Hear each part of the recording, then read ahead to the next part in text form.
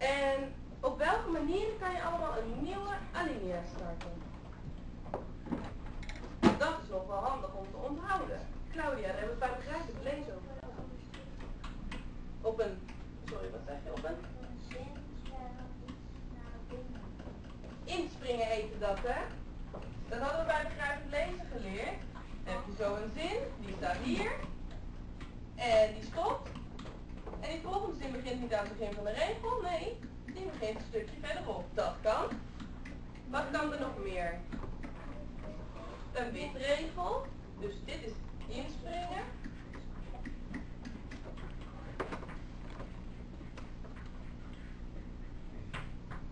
Je kunt een witregel.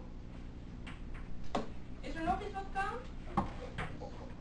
Simon? Een tussenkopje. Een tussenkopje, dat mag ook.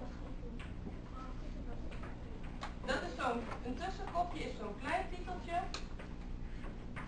Een tussentitel, een tussenkopje, wat boven de nieuwe alinea staat.